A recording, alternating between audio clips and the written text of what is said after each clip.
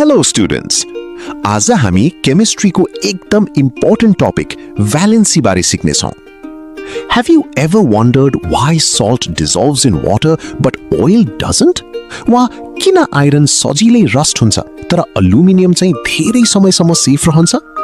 The answer lies in valency. आजको भिडियोमा हामी सिक्ने छौं What is valency? What are valence electrons?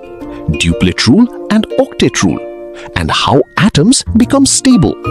So stay tuned and let's begin our exciting chemistry journey. First of all, let us understand what is valency.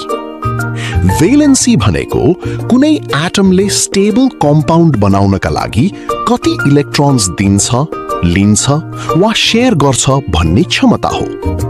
In simple words, valency is the combining capacity of an atom. तपाई atomsलाई puzzle pieces जस्तै सोच्न सक्नुहुन्छ. Some atoms have extra electrons to give away, while others need electrons to complete their outer shell. Atoms combine with each other so that they can become stable. For example, sodium atom has one electron in its outermost shell. त्यसैले यसले त्यो electron सजिलै loose गर्छ. Chlorine atom सँग 7 outer electrons हुन्छन्. त्यसैले यसलाई 1 electron चाहिन्छ स्टेबल हुनका लागि. When sodium and chlorine combine together, they form sodium chloride, common salt. Now let us learn about valence electrons. Valence electrons भनेको एटमको outermost shellमा भएका इलेक्ट्रोन्स हुन्. These electrons decide how an atom reacts with other atoms. Most atoms naturally stable हुँदैनन् because their outermost shell is incomplete. त्यसैले atoms chemical reactions मार्फत stable बन्न खोज्छन्. To become stable, atoms follow two important rules. 1. Duplet rule. 2. Octet rule. Firstly, duplet rule. Atoms having only one shell become stable when they have 2 electrons. For example, hydrogen and helium. Secondly, octet rule. Atoms with more than one shell become stable when they have 8 electrons in their outermost shell.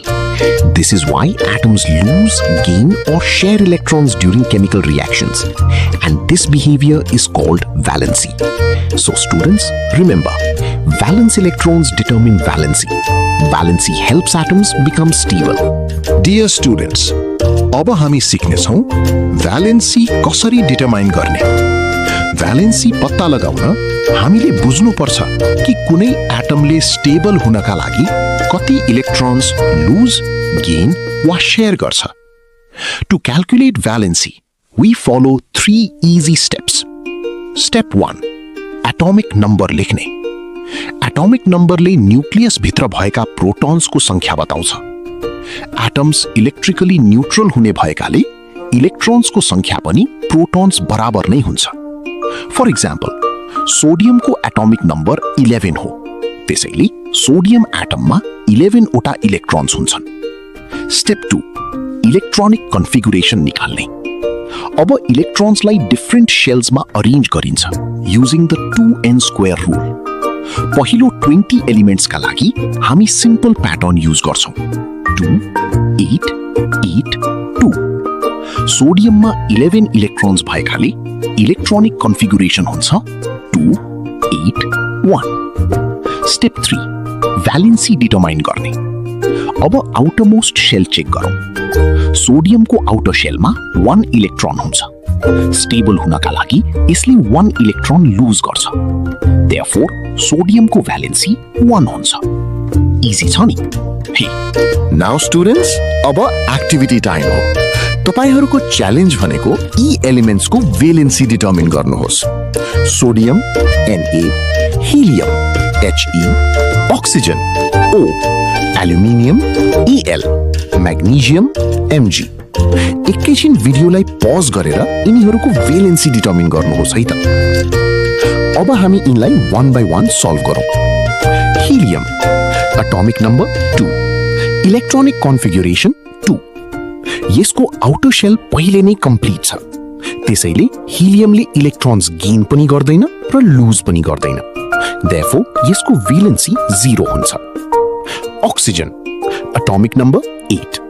Electronic configuration 2,6 अक्सिजनलाई आफ्नो octet complete गर्न अझ 2 वटा electrons चाहिन्छ त्यसैले यसको भेलेन्सी 2 हुन्छ magnesium atomic number 12 electronic configuration 2,2 magnesium stable हुन 2 वटा इलेक्ट्रोन्स लूज गर्छ देयरफोर यसको भेलेन्सी पनि 2 हुन्छ aluminium atomic number 13 electronic configuration 2,8,3 यो स्टेबल हुन 3 वटा इलेक्ट्रोन्स लूज गर्छ सो यसको भेलेन्सी 3 हुन्छ बोनस च्यालेन्ज टाइम स्टुडेन्ट्स अब हेरौं केही interesting questions question number 1 magnesium जस्तै सेम भ्यालेन्सी भएका एलिमेन्ट्स पत्ता लगाउनुहोस् ल एकैछिन भिडियोलाई फेरि पज गरेर सोच त मैग्नीशियमको भ्यालेन्सी 2 हुन्छ त्यसैले क्याल्सियम र अक्सिजन जस्ता एलिमेन्ट्सको भ्यालेन्सी पनि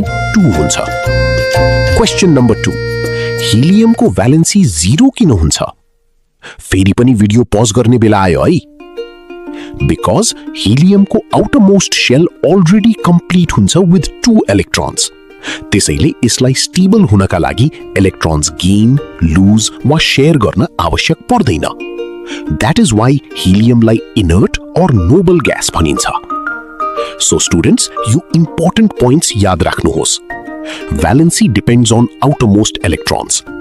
Atoms duplet वा octet पूरा गरेर स्टेबल बन्छन् स्टेबल एटम्स सजिलै केमिकल रिएक्सन गर्दैनन् स्टुडेन्ट्स अब भने हामी अर्को इन्ट्रेस्टिङ टपिक रेडिकल्स बारे सिक्ने छौं रेडिकल्स भनेको स्पेशल प्रकारका चार्ज्ड एटम्स और मॉलिक्यूल्स हुन् यसकारण रेडिकल्स धेरै रिएक्टिभ हुन्छन् अर्थात तिनीहरूले सजिलै केमिकल रिएक्शन्स गर्छन् We can simply say radicals are atoms or group of atoms having positive or negative charge on them.